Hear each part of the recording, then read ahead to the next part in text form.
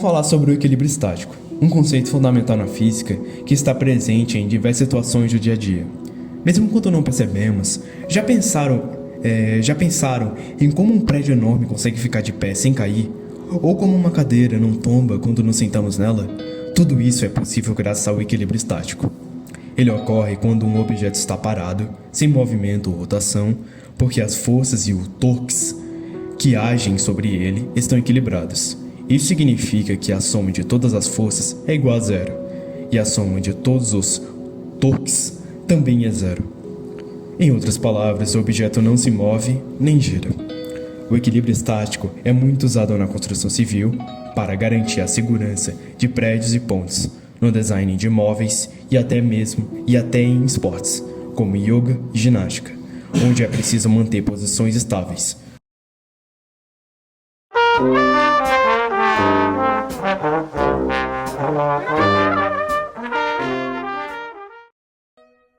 Começamos com Arquimedes, um dos maiores matemáticos e físicos da antiguidade.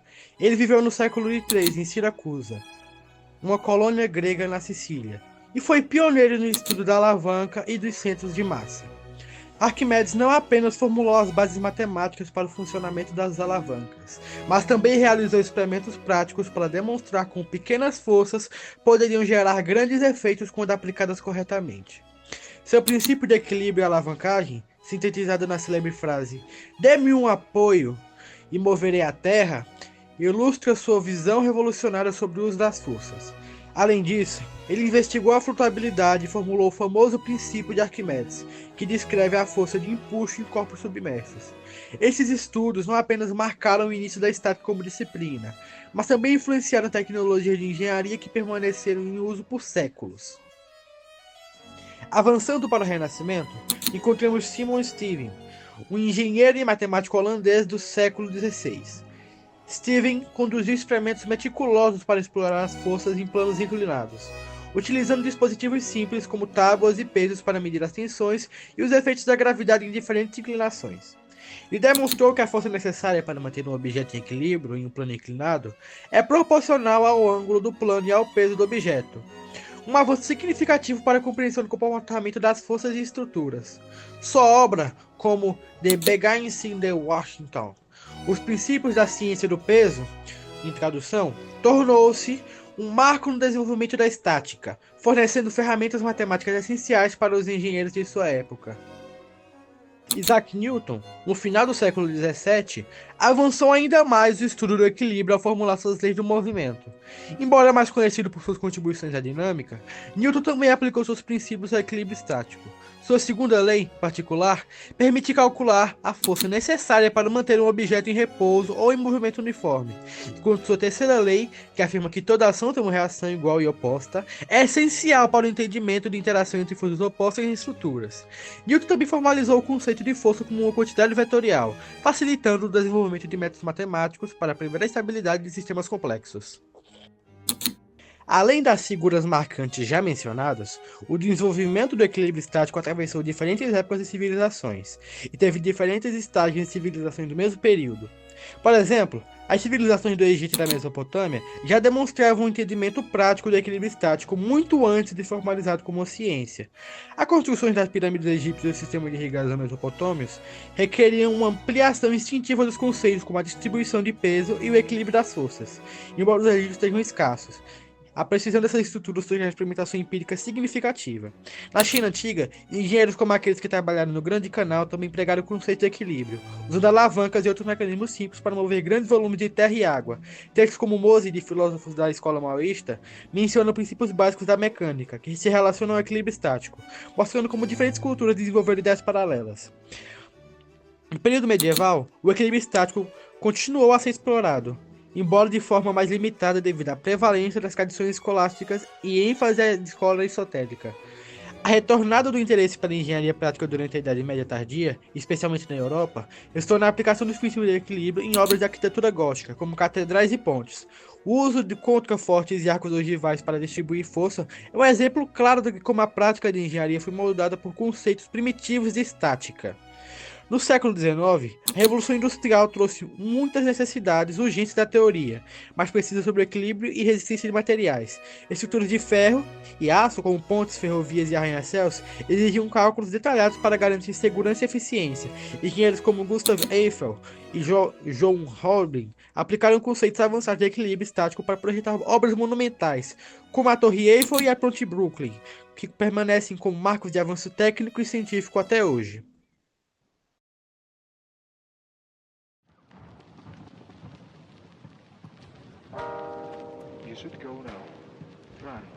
Para entendermos o equilíbrio na física, primeiro temos que entender alguns conceitos que fazem parte dele.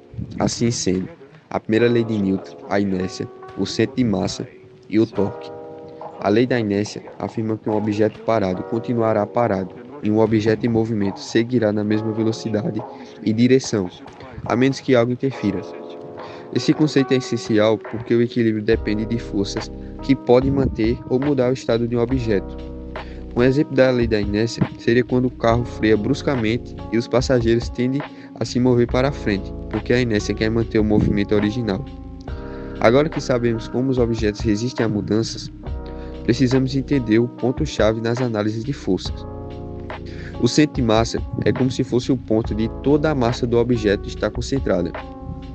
Ele é importante, pois é por ele que conseguimos saber onde está o centro de massa, que ajuda a prever como o objeto vai reagir. Como por exemplo, ao tentar equilibrar uma vassoura com o dedo, o ponto onde ela não cai é o centro de massa dela. Visto isso, agora vamos para o tipo de equilíbrio. Temos dois tipos de equilíbrio. Temos o equilíbrio estático e o equilíbrio dinâmico. O equilíbrio estático é quando o objeto está parado e as forças que atuam nele se anulam, como por exemplo, um livro em uma mesa. A gravidade puxa para baixo, mas a mesa o empurra para cima, com a mesma força.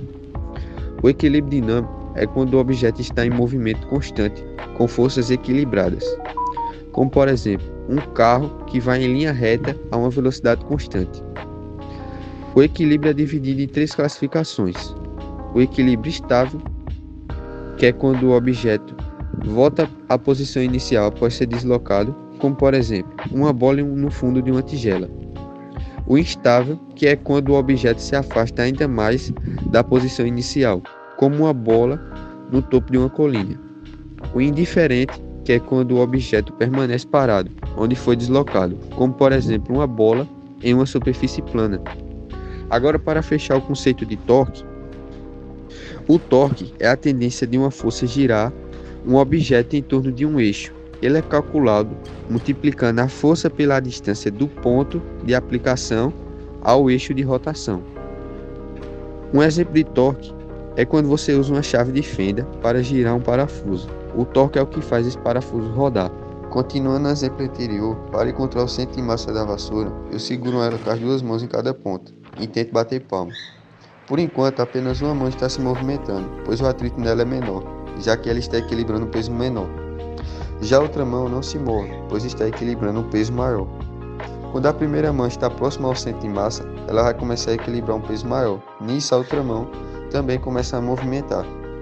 Enquanto eu continuo a aproximar a mão, mais próxima do centro de massa elas ficam.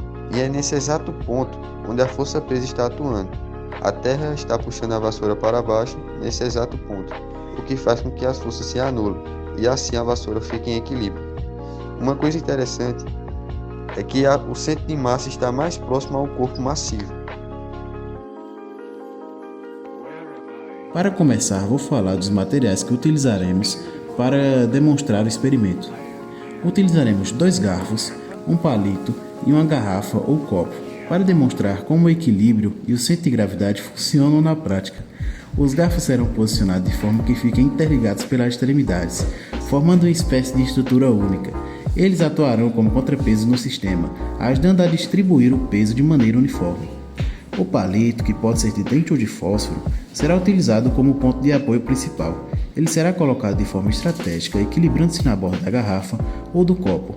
Apesar de ser um objeto fino e frágil, o palito conseguirá sustentar o peso combinado dos garfos graças à posição precisa do centro de gravidade. Por fim, a garrafa ou copo será a base estável do experimento. A borda dela é onde o palito ficará apoiado. servindo como suporte para todo o sistema. Mesmo com um contato aparentemente pequeno, essa configuração permite que o equilíbrio seja alcançado, criando uma certa e curiosa e inesperada. Bom, galera, para a montagem do experimento, como já foi falado antes, eu vou utilizar 2 garfos, o palito, a fita e o apoio.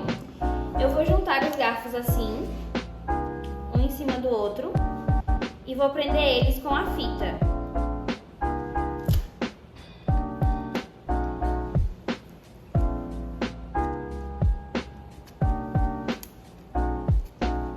Desse jeito. E vou colocar o palito no meio. Vou furar aqui a fita e colocar assim. E eu vou apoiar o palito na garrafa aqui, no apoio.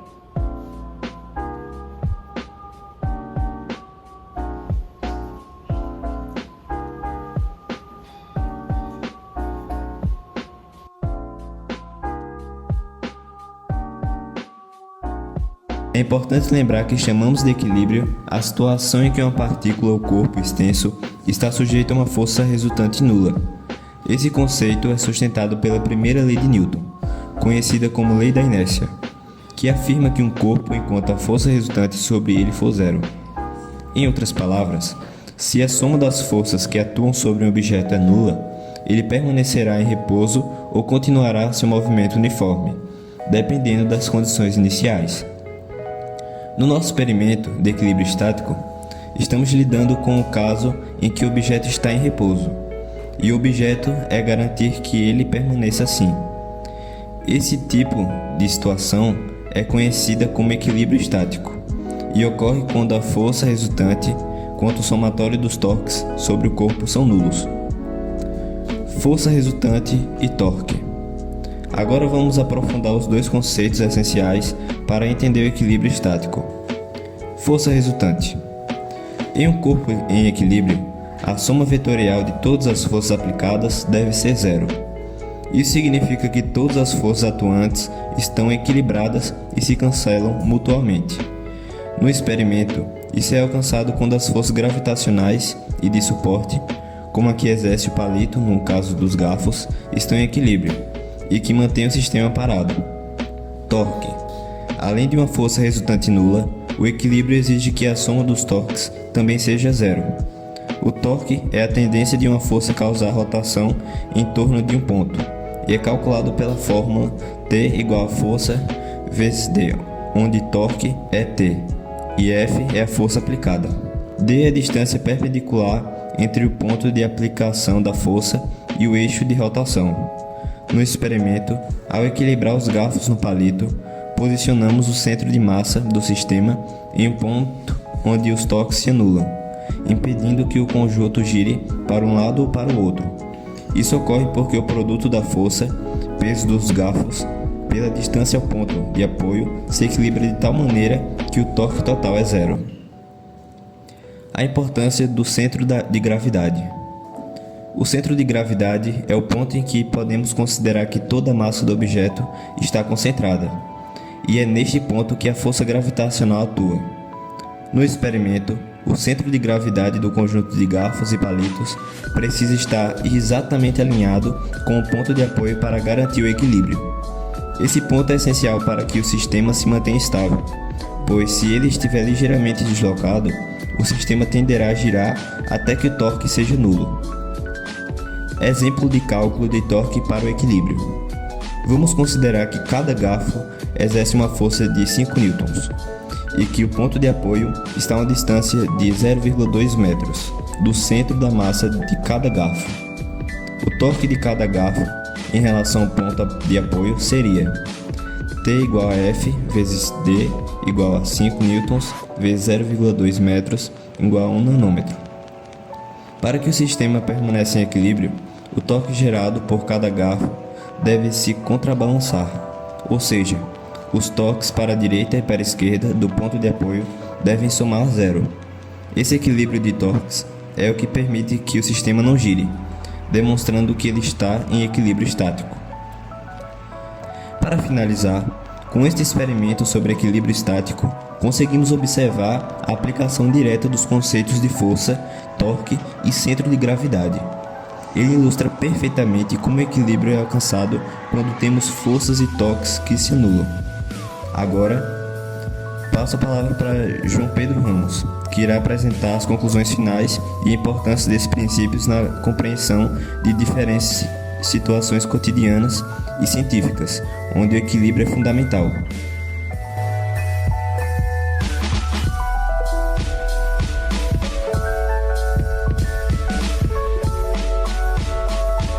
Como podemos observar, o equilíbrio estático, um conceito aparentemente simples, permeia nossas vidas de maneira profunda e abrangente, desde a construção de gigantescas pontes até a delicada dança de um balé.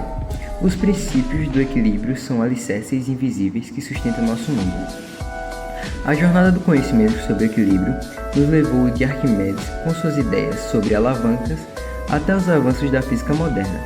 Ao longo dos séculos, cientistas e engenheiros se dedicaram a desvendar os mistérios dessa força fundamental, construindo um conceito sólido que impulsiona a inovação em diversas áreas.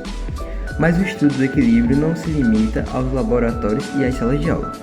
Ele nos convida a observar o mundo com novos olhos, a apreciar a beleza e a complexidade das estruturas que nos cercam. Ao compreender os princípios do equilíbrio, somos capazes de apreciar a engenhosidade da natureza e a genialidade da mente humana.